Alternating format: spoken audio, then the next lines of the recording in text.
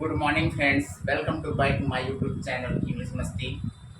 आज हम आप सभी को वर्क एग्रीमेंट के बारे में बताएंगे और यह हमारा तीसरा पार्ट होगा। इस वीडियो सेशन में हम आपको बताएंगे कि वर्क एग्रीमेंट क्या होता है, क्योंकि हमेशा सेंटेंस में जो क्रिया यूज की जाती है वो अपने सब्जेक्ट के अनुसार ही आता है। इसी विषय पे हम लोग बात करेंगे। और तीसरे पार्ट का पहला नियम है कि यदि वाक्य में दो सब्जेक्ट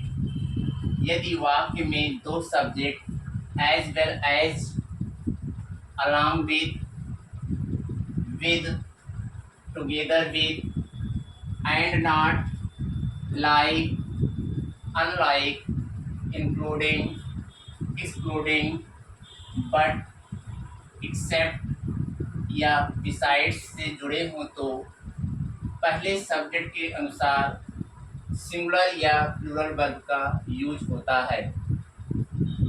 यहाँ पर हमने कुछ सेंटेंस को लिखा है। पहला सेंटेंस हमारा है Ram as well as his brothers are guilty.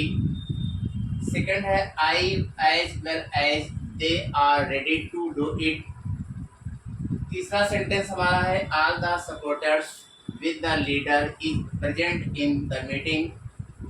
Fourth sentence है he along with his friends are going to Delhi.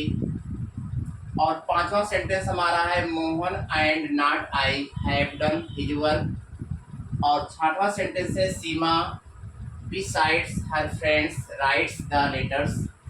ये सभी सेंटेंस हमारे अभी इनकरेक्ट हैं। इनको हमें इस नियम के आधार पर हमें इन सेंटेंस को करेक्ट करना है। तो पहले इसमें हम देखेंगे, पहला नियम कह रहा है कि यदि वाक्य में दो सब्जेक्ट, एक सब्जेक्ट हमारा राम है और दूसरा सब्जेक्ट हमारा हिज ब्रदर्स है। यहाँ पर दो सब्जेक्ट हैं और दोनों सब्जेक्ट हमारे यहाँ पर एज वेल एज से जुड़े हुए हैं। और नियम हमारा कहता है कि जब दो सब्जेक्ट एज वेल एज से जुड़े हों तो जो हमारा पहला सब्जेक्ट होता है इसी के अनुसार हमें क्रिया का यूज करना है। अब इस सेंटेंस को अगर हम देखें तो Ram as well as his brothers are guilty. यहाँ पे जो वर्ब आया हुआ है आर, ये पहले सब्जेक्ट के अनुसार नहीं आया हुआ है। और ये नियम कहता है कि अगर एज वेल एज से दो सब्जेक्ट जुड़े हुए हैं तो पहला जो सब्जेक्ट हमारा होता है, चाहे वो सिंगुलर हो या प्लूरल, उसी के अनुसार ही हम वर्ब का यूज करते हैं। तो राम हमारा एक नाउन है जो कि एक सिंगुलर सब्जेक्ट है, इसके अनुसार हमें यहाँ पे वर्ब यूज करना है। तो यहाँ पे आर का यूज किया गया है, तो आर का यूज नहीं किया जाएगा, इसके स्थान पर हम इसका यूज करेंगे और यह सेंटेंस हमारा राइट हो जाएगा। इसी तरीके से हमारा दूसरा सेंटेंस है I as well as they are ready to do it. यहाँ पर जो वर्ब हमारा आया हुआ आर है ये, और आर का यूज यहाँ पर दे के अनुसार है, लेकिन सेंटेंस हमारा एज वेल एज है। इसमें दो प्रोनाउन को जोड़ा गया है, आई है और दूसरा दे है।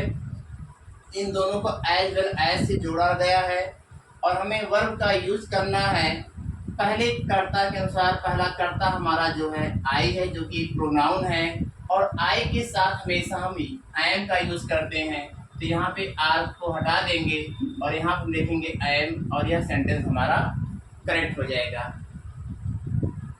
तीसरा सेंटेंस हमारा है all the supporters with the leader is present in the meeting. अब यहाँ पे हमारा जो वर्ब आया है एक इज है, जो लीडर के अनुसार आया है, और हमें लीडर के अनुसार नहीं यूज करना है, क्योंकि पहला नियम हमारा कहता है कि ऑल द सपोर्टर्स, ये हमारा पहला सब्जेक्ट है, तो हमें इसी के अनुसार, जो हमारा पहला करता है इसी के अनुसार ही हमें वर्ब का यूज करना है। और पहला सब्जेक्ट हमारा बहुवचन है, सपोर्टर्स बहुवचन है या एक प्लूरल सब्जेक्ट है, तो इसके अनुसार हम जो है इसका यूज नहीं करेंगे, इसको हटा देंगे और इसके स्थान पर लिखेंगे आर और यह सेंटेंस हमारा करेक्ट हो जाएगा। चलिए अब चौथा सेंटेंस हम देखते हैं, he along with his friends are going to Delhi. अब इसमें वर्ब जो आया हमारा हेल्पिंग वर्ब आर है और इसका यूज जो है फ्रेंड्स के अनुसार किया गया है। और इस सेंटेंस में दो कर्ता को जोड़ा गया है अलॉन्ग विद से। इस सेंटेंस में दो कर्ता को अलॉन्ग विद से जोड़ा गया है। एक कर्ता हमारा ही है, दूसरा हमारा हिज फ्रेंड्स है, और वर्ब इसके अनुसार ही लिखा गया आर। और नियम हमारा कहता है कि हम पहला जो सब्जेक्ट हमारा होगा उसी के अनुसार ही वर्ब यूज करेंगे। तो पहला सब्जेक्ट हमारा ही है, प्रोनाउन, जो कि सिंगुलर सब्जेक्ट है, इसलिए हम आर के स्थान पे इसका यूज करेंगे और यह सेंटेंस हमारा करेक्ट हो जाएगा। अब हम पांचवें सेंटेंस की बात करेंगे। Mohan and not I have done his work. अब इसमें जो वर्ब आया है हैव का यूज यहाँ पर आई के अकॉर्डिंग हुआ है, आई के अनुसार किया गया है। और यह हमारा पांचवा सेंटेंस भी दो सब्जेक्ट इसमें है, एक मोहन है जो कि एक नाउन है, दूसरा हमारा जो एक प्रोनाउन है आई। और यहाँ पे जो वर्ब यूज किया गया आई के अनुसार किया गया है। और नियम कहता है कि हमें पहले सब्जेक्ट के अनुसार ही करना है। एंड नॉट से अगर सेंटेंस जुड़ा हुआ है तो मोहन हमारा एक सिंगुलर सब्जेक्ट है, तो मोहन के अनुसार यहाँ पे हैव नहीं, हैज का यूज करेंगे। हैव को हटाएंगे, यहाँ पे लिखेंगे हैज, और यह सेंटेंस हमारा करेक्ट हो जाएगा। छठा सेंटेंस हमारा है Seema besides her friends writes the letters. यह हमारा छठवां सेंटेंस है। और इस सेंटेंस को अगर हम देखें तो यह सेंटेंस हमारा ऑलरेडी करेक्ट है, ये रॉन्ग नहीं है, क्योंकि यहाँ पे राइट्स लिखा हुआ है, ये हमारा मेन वर्ब है। राइट्स जो है हमारा मेन वर्ब है, और राइट ये जो होता है ये फर्स्ट फॉर्म है जो कि एक बहुवचन वर्ब है। और इसमें अगर हम यस लगा दें या इसको हम इस तरीके से लिख दें राइट्स, तो एक वचन है। राइट हमारा जो है बहुवचन है, इसका यूज हम बहुवचन कर्ताओं के साथ करते हैं। और राइट्स हमारा एक वचन वर्ब है, इसका यूज हम जो है एक वचन कर्ता के साथ करते हैं। तो आप यहाँ देखें सीमा हमारा जो है एक नाउन है जो कि सिंगुलर है। सीमा के अनुसार यहाँ पर जो है वर्ब हम राइट्स का ही यूज करेंगे, इसलिए यह सेंटेंस हमारा पहले से ही करेक्ट है। अब हम दूसरे नियम के बारे में बात करेंगे। सेकंड रूल है, जब दो या दो से अधिक नाउन या प्रोनाउन, जब दो या दो से अधिक नाउन या प्रोनाउन, संज्ञा या सर्वनाम को आर, नार, ईदर आर या नेदर नार से अलग किया जाए तो वर्ब अपने से सबसे नज़दीक आने वाले, वर्ब अपने से सबसे नज़दीक आने वाले नाउन प्रोनाउन के अनुसार यूज होता है। नियम को एक बार हम लोग फिर से पढ़ेंगे। जब दो या दो से अधिक नाउन या प्रोनाउन को आर, नार, आइदर आर, नाइदर नार से अलग किया जाए तो वर्ब अपने से सबसे नज़दीक आने वाले नाउन या प्रोनाउन के अनुसार यूज होता है। यहाँ पर हमने 7 सेंटेंस को लिखा है, और इस 7 सेंटेंस में केवल एक सेंटेंस हमारा ऐसा है जो कि करेक्ट है। इन 7 सेंटेंस में एक सेंटेंस हमारा ऐसा है जो कि करेक्ट है, और सभी सेंटेंस हमारे रॉन्ग लिखे गए हैं। अब इन्हीं को हमें सही करना है और ये देखना है कि कौन सा सेंटेंस हमारा सही है। एक ही सेंटेंस है जो कि सही लिखा गया है, और 6 सेंटेंस ऐसे हैं जो कि गलत लिखे गए हैं, तो 6 को हमें सही करना है। और जो हमारा एक सेंटेंस बच रहा है सही वाला, उसको पता करना है कि कौन सा सेंटेंस हमारा है। पहला सेंटेंस है either he are I is responsible for this. तो आप यहाँ देख रहे हैं कि दो प्रोनाउन को आइदर आर से अलग किया गया है। आइदर आर का मतलब होता है, आइदर आर का मतलब होता है या तो, दो में से कोई एक। आइदर आर का मतलब होता है या तो, या तो का मतलब होता है कि दो व्यक्तियों के लिए यूज किया जाता है, दो में से कोई एक की बात हो रही है। अब यह सेंटेंस है either he are I is responsible for this. नियम हमारा कहता है कि क्रिया के नज़दीक, ये हमारी क्रिया है, कह रहा कि वर्ब अपने से सबसे नज़दीक आने वाले नाउन और प्रोनाउन के अनुसार यूज होता है। तो सबसे नज़दीक हमारा आई है, सबसे नज़दीक जो प्रोनाउन हमारा है आई है, तो आई के अनुसार हम यहाँ पे वर्ब यूज करेंगे, और इस सेंटेंस में इस का यूज किया गया है जो कि ही के अनुसार किया गया है, इसलिए सेंटेंस गलत है। हम आई के साथ एम का यूज करेंगे, तो यहाँ पर हम इसको हटा करके लिखेंगे एम, और यह सेंटेंस हमारा करेक्ट हो जाएगा। इसी तरीके से दूसरा सेंटेंस है neither I nor he I am going to resign. यह सेंटेंस भी दो प्रोनाउन को जोड़ रहा है। इस सेंटेंस में भी दो प्रोनाउन आए हुए हैं, एक हमारा आई है, दूसरा हमारा ही है, और यह नेगेटिव सेंस में है मेरा नाइदर आई नॉर ही। जिस तरीके से इसका अर्थ होता है या तो दो व्यक्तियों के लिए होता है, वैसे इसका अर्थ होता है ना तो, इसमें भी दो व्यक्तियों के लिए यूज करते हैं इसको हम। और यहाँ पे आप वर्ब देखें तो ही के अनुसार आया है, सॉरी यहाँ पे जो हम वर्ब देखें यहाँ पे आई के अनुसार आया है। हमें वर्ब का यूज जो है सबसे नज़दीक, जो वर्ब के पहले सबसे नज़दीक नाउन या प्रोनाउन आया हो उसके अनुसार यूज करना है। जैसे पहले सेंटेंस में हमने यहाँ पर आई के अनुसार एम यूज किया और सेंटेंस हमारा करेक्ट हो गया, ठीक उसी तरीके से यहाँ पर हम एम को हटा देंगे और ही के अनुसार यहाँ यूज करेंगे इज, और यह सेंटेंस हमारा करेक्ट हो जाएगा। तीसरा सेंटेंस कह रहा है you or your brother, you or your brother have committed this crime. तुम अथवा तुम्हारे भाई ने इस अपराध को किया है। यह सेंटेंस का हिंदी अर्थ है। और आप यहाँ देखें कि जो हमारा वर्ब आया है हेल्पिंग वर्ब वो है हैव, जो कि हैव आया है यू के अनुसार, क्योंकि यू हमारा प्लूरल में आता है तो प्लूरल के साथ हम प्लूरल वर्ब का यूज करेंगे। यहाँ पे हैव आया है, लेकिन हमको यूज करना है योर ब्रदर के अनुसार, क्योंकि इस वर्ब के नज़दीक जो है योर ब्रदर है, और नियम भी हमारा कहता है कि अपने से सबसे नज़दीक आने वाले नाउन प्रोनाउन के अनुसार यूज होता है वर्ब। यहाँ पे ब्रदर है इसलिए यहाँ पे हम हैव हटा देंगे और हैव के स्थान पर लिखेंगे हैज, और यह सेंटेंस हमारा करेक्ट हो जाएगा, क्योंकि वहाँ पे जो हैव आया था वो यू के अनुसार आया है, इसलिए सेंटेंस हमारा गलत था नियम के अनुकूल। और योर ब्रदर के अनुसार हमने यहाँ पे हैज लगा दिया और यह सेंटेंस हमारा करेक्ट हो गया। चौथा सेंटेंस है आइदर मोहन आर यू। जैसा कि पहला सेंटेंस था वैसे ही चौथा भी है। यहाँ कह either Mohan or you has done it. यहाँ पे वर्ब हमारा हैज है जो कि मोहन के अनुसार आया है, और हमें ऐसे सेंटेंस में वर्ब के सबसे नज़दीक जो नाउन प्रोनाउन होता है उसी के अनुसार हमें वर्ब का यूज़ करना होता है। तो यहाँ पे हम हैज नहीं हैव लिखेंगे, क्योंकि यू के साथ हैव का यूज़ करते हैं प्रेजेंट परफेक्ट टेंस में। इस तरीके से यह सेंटेंस हमारा अब करेक्ट हो गया। चलिए हम पांचवें सेंटेंस की बात करेंगे। You or Rekha are doing it. You or Rekha are doing it. अब यहाँ पे हेल्पिंग वर्ब जो हमारा आया हुआ है एक आर है, और इसका यूज जो है यू के अनुसार किया गया है, इसलिए यह सेंटेंस हमारा गलत है।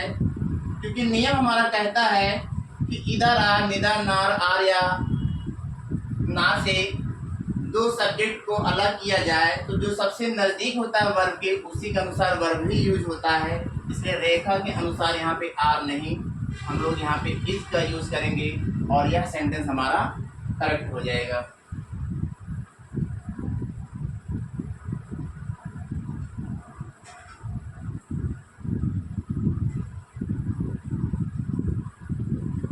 चलिए अब हम छठे सेंटेंस की बात करेंगे।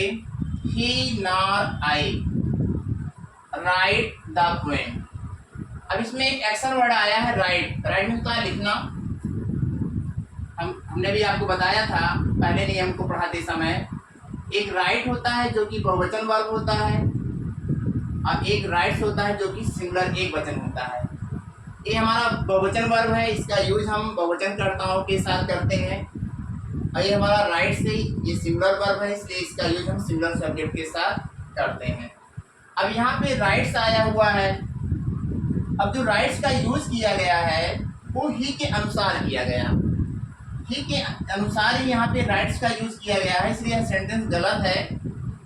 क्योंकि नियम हमारा बता रहा है कि वर्ब अपने से सबसे नजदीक आने वाले नाउन या प्रोनाउन के अनुसार ही यूज होगा। इसलिए यहाँ पे आई है तो आई के साथ हमेशा हम लोग प्लूरल वर्ब का यूज करते हैं। इसलिए यहाँ से हम यस को अगर हटा देते हैं तब हमारा सेंटेंस जो है करेक्ट हो जाएगा। He nor I write the poem.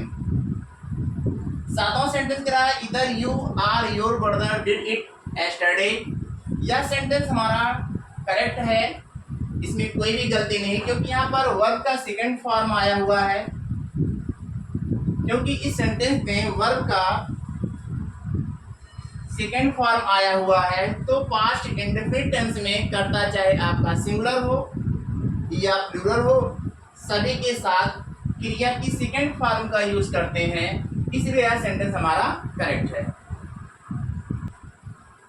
तीसरा नियम हमारा कहता है जिस सब्जेक्ट से निश्चित दूरी, समय, मात्रा, रकम, वजन इत्यादि का बोध हो तो प्लूरल सब्जेक्ट रहने के बावजूद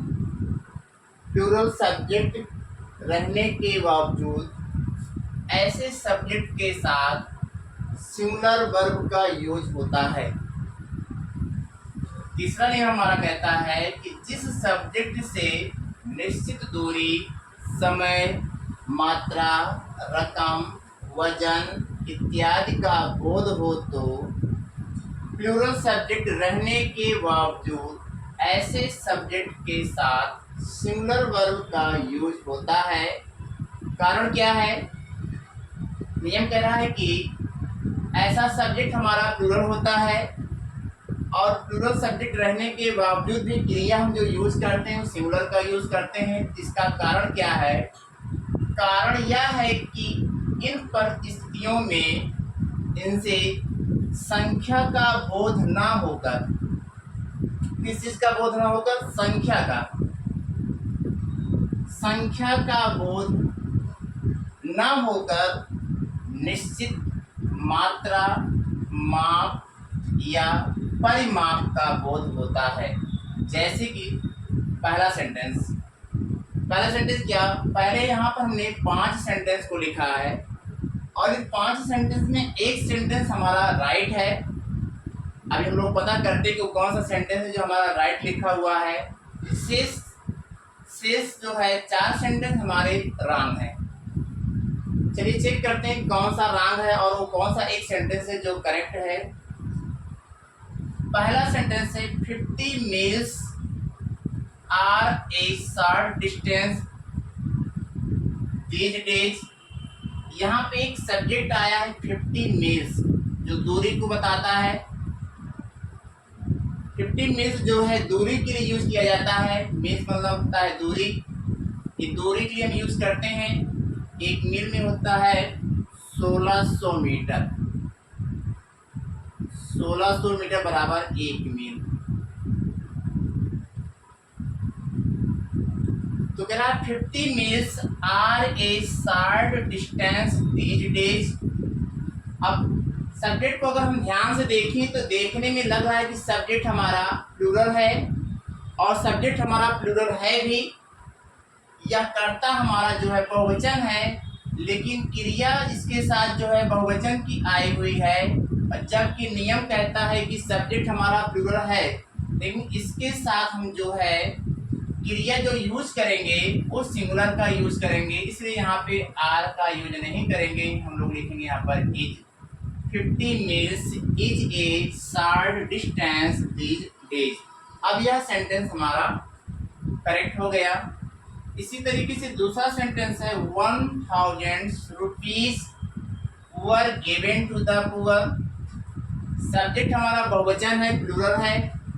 वर्ब भी हमारा प्लूरल लगा है वर्ब, लेकिन नियम के अनुकूल, नियम के अकॉर्डिंग यहाँ पे सिंगुलर वर्ब का यूज करना है। तो यहाँ पर हम लिखेंगे वाज और यह सेंटेंस हमारा करेक्ट हो जाएगा। तीसरा सेंटेंस है 2 hours is not sufficient time for this work.